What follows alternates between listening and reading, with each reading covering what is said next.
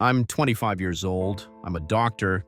I have my own apartment, a stable job at a good clinic, people who respect me. It all sounds calm, right? Even dignified. But what I actually feel inside isn't calmness. It's emptiness, cold, and a kind of endless exhaustion that didn't start now. It started 9 years ago on the day my mother died. I often think if someone had just really hugged me that day, if someone had told me everything would be okay, maybe I'd be a different person. But there was no one, except for one woman, my aunt. My mom died suddenly. The diagnosis came fast, no hope left. I stood beside her hospital bed, listening to the machines slow down, and I just didn't understand that it was the end. She looked at me, tried to say something, but the breath was leaving her. The last thing she whispered was, "Take care of yourself." Back then, I didn't know that taking care of myself meant protecting myself even from those who say they love you. 2 days after the funeral, my Aunt Diane appeared. I'd only seen her a couple of times before. Mom used to say she and her sister had a complicated relationship, but I never asked. Diane arrived in a black coat, smelling like expensive perfume and winter air. She hugged me so hard it hurt and said, "You're not alone now. I'll take care of you." At that moment, those words sounded like salvation. I moved in with her. Their house was big, white walls, new furniture, a TV in every room. Her husband, Rick, greeted me without looking up. He just said, "All right, live here. Just keep quiet." They had 2 kids, Brittany, 1 year older than me, beautiful, confident, with that kind of smile that always hides poison, and Tyler, the younger one, sharp, restless. They accepted me the way you accept something unwanted that you can't throw away. At first, Diane tried to play kind. She cooked dinners, asked about school, even bought me a new shirt. But I realized quickly that her kindness was like a shop window, shiny on the surface, hollow behind the glass. She loved to remind me how grateful I should be, that I should never forget who saved me, that I owed them my life. Every day felt like a trade. I got a roof in exchange for silence and obedience. I slept in the basement. It smelled of damp concrete and old rags. Sometimes I heard laughter from upstairs, and I wanted so badly to be there, just to feel like part of something alive. But I knew better. I wasn't supposed to go up unless I was called. Sometimes I heard Diane whisper to Rick at night, "He's ours now, really? His mother's gone, he's got nothing. We did a good thing." And Rick would answer, "As long as he doesn't become a problem." That was the first time I understood that good deeds can have a price tag. Brittany liked to mock me. She'd pour water into my tea, hide my clothes, laugh when I didn't react. "You think just because you're an orphan, people should pity you?" she'd say. I didn't know how to defend myself back then. I just went downstairs and stayed quiet. All I dreamed about was turning 18 and leaving. When that day came, Diane threw a little dinner. She raised a glass and said, "Well, you're an adult now. On your own." There was no warmth in her voice, just relief, like she was finally done with an obligation. I left with 1 small suitcase and $100. I worked nights, studied days, sometimes ate once a day, but I was free. I promised myself I'd never again let anyone make me feel small. Years passed. I became a doctor, bought a car, rented an apartment. Then one day I got a letter from a lawyer. "You are the sole heir of your mother's estate, including the house of your grandparents in Cannon City." I remember my hand shaking as I drove there. That house, it stood like a memory of everything good that ever existed in my life. The grass by the gate was dry, the door creaked, but inside everything still smelled like childhood, old wood, dusty sunlight. Even the teacup my mom used every morning was still on the shelf.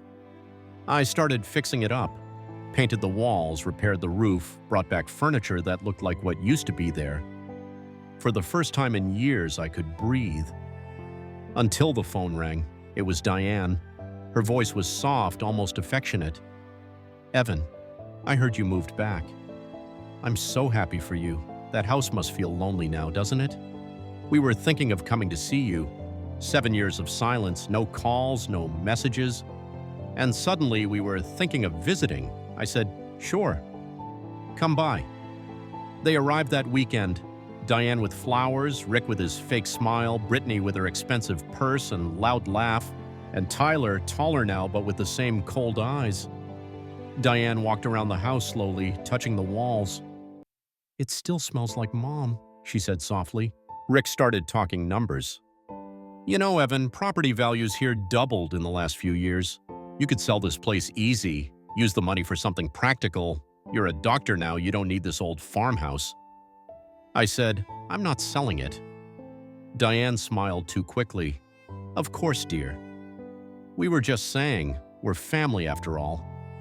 But I already knew what family meant in her mouth. At first it was quiet. They called sometimes, sent messages.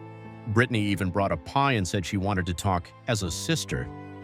She sat on the porch, smiled, and said, "You're not mad, right?"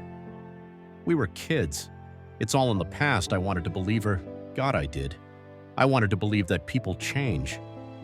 Then small things started happening. Old papers disappeared from a drawer. Then I got a notice from the bank. Someone had filed a request to check property rights. The name, Rick Carter. I called Diane. "Oh, that must be a mistake," she said sweetly. "Rick just wanted to make sure everything's in order." The next day I received a letter from a notary. "A new version of the will has been submitted for review." I drove there myself. The notary showed me a copy, supposedly signed by my mother, stating that the house should be divided equally among heirs. The signature was fake, but almost perfect. I didn't even get angry at first. I just sat in my car looking at the road and felt something breaking quietly inside me. A few days later, my neighbor, Mrs. Nora, called. "Evan, you need to be careful," she said. "I saw your aunt near your shed last night. She had a key. I don't know where she got it, I checked. Old photographs were missing, and one of the original copies of the will was gone." I called my lawyer, Avery Chen. She listened and said calmly, "You're not the first. When people smell inheritance, they remember their love real quick. Document everything. Calls, texts, visits, every word matters." That's when the war started. Rick showed up pretending to make peace. "Come on, we can settle this, no need for lawyers." Brittany sent long messages about family bonds. Tyler came one evening just to talk, and I caught him taking pictures of my documents. Every time I closed one door, they opened another. A new witness appeared claiming my mother had once promised the house to Diane. Then a new bank error listed an insurance policy in Rick's name. Then someone tried to file a fake lien on the property. I started living like under siege, checking locks, cameras, windows every night. Sometimes I thought I could still hear my mom's voice in the quiet, whispering, "Fight, son. Don't give them anything." And then, a few weeks ago, Diane showed up again. She stood on the porch holding flowers. "Evan, let's stop this," she said softly. "We're family. I don't want to fight anymore." I looked at her and saw the same woman who'd stood by my mother's coffin 9 years ago, with that same cold face that didn't know what grief felt like. She left, and I stood there on the porch, realizing I was tired of being afraid. I don't know how this will end. I don't know how many more lies are waiting. Every time I think I've hit the bottom, they find a way to dig deeper. All I have left now is this house, the smell of old wood, and my mother's voice echoing somewhere inside me. Don't trust them. Don't forgive. So I'm asking anyone who's reading this, what would you do? Would you forgive people who destroyed your childhood? Who lied again and again just to take what's yours?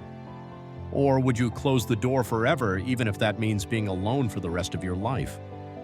Because I honestly don't know anymore what's worse, being alone or trusting liars one more time.